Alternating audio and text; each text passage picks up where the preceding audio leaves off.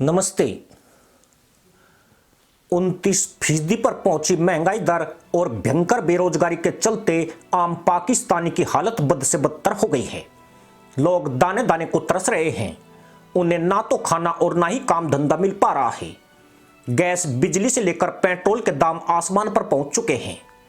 हालात का अंदाजा इसी बात से लगा सकते हैं कि अब मदरसा पैदाइश गधे काटकर खाने को मजबूर है। पाकिस्तान में गोश्त और सब्जी समेत आटे, चीनी और दूध के दाम भी रिकॉर्ड स्तर पर पहुंच गए हैं।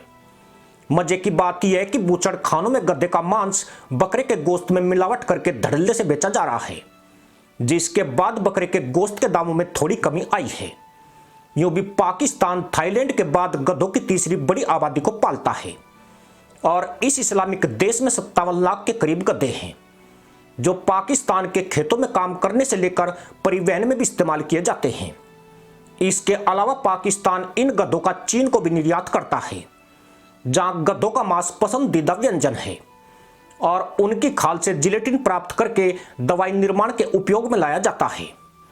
बीते कुछ सालों में पाकिस्तान की अर्थव्यवस्था पतन की ओर बढ़ रही है। देश की 23 करोड़ आबादी का एक बड़ा तबका रोजमर्रा की जरूरतों को खरीदने के काबिल नहीं बचा है। भारत के इस पड़ोसी मुल्क पर आर्थिक दुर्दशा की मार ऐसी पड़ी है कि पाकिस्तान की 40% आबादी गरीबी रेखा से नीचे जीवन गुजार रही है। करीब 95 मिलियन यानी 23 करोड़ में से 9 करोड़ 50 लाख की आबादी गरीबी के जाल में फंस चुकी है। हालात यह है कि लोगों की रोजाना कमाई 900 पाकिस्तानी रुपए से भी कम हो गई है, जो भारतीय करेंसी में 300 रुपए से भी कम होते हैं।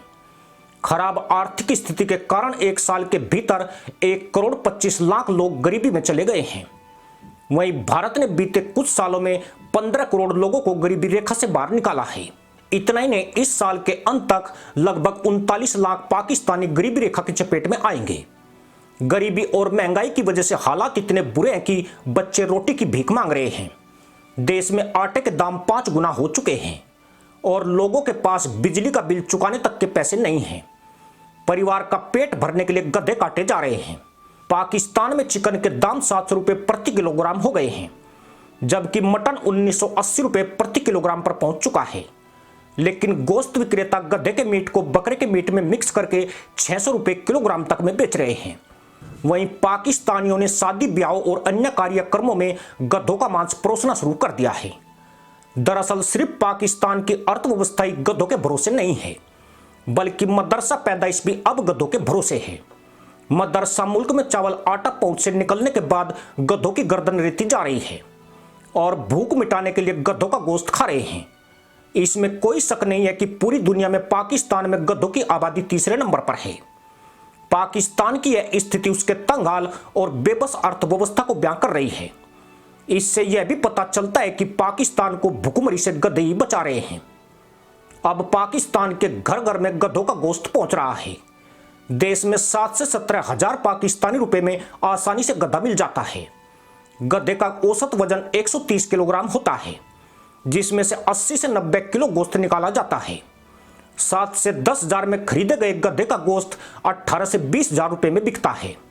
अगर इसे मटन में मिलावट करके बेचा जाता है तो मुनाफा जेबें भरने वाला होता है। यही वजह है कि पाकिस्तान के गोश्त व्यापारियों के लिए गधा पसंदीदा जानवर बन गया है। यही नहीं, पाकिस्तान के देहात और दूरदराज के गांव में खुले आम गधों का गोश्त बिक रहा है और यह 230 पाकिस्तानी रुपए प्रति किलो में आसानी से उपलब्ध है। मजे की बात यह है कि इस्लाम में गधे का गोश्त खाना वैध नहीं है, लेकिन जिन्ना ने जिस इस्लाम का वास्ता देकर पाकिस्तान मांगा था, वह गधे खाने में अब चीन को भी पीछे छोड़ रहा है। मांस भक्षी मदरसा पैदाइश गधे को खाने को इसलिए मजबूर है कि वह चिकन के मुकाबले 3 गुना सस्ता है और कोड़ियों के भाव मिल रहा है। पाकिस्तानियों की आय की तुलना में भी यह फिट बैठता है। कमाल की बात यही है कि बकरे के गोश्त में गधे के मांस की मिलावट का पता भी नहीं लगाया जा सकता है। खासकर मांस भक्षी मदरसा पैदाइश के लिए गधे वरदान बन गए हैं, जो मुश्किल वक्त में न सिर्फ देश की अर्थव्यवस्था में योगदान दे रहे हैं, बल्कि भूखे आवाम का पेट भी भर रहे हैं। इसी के साथ अनुमति दोस्तों, जय हिंद, वंदे मातरम।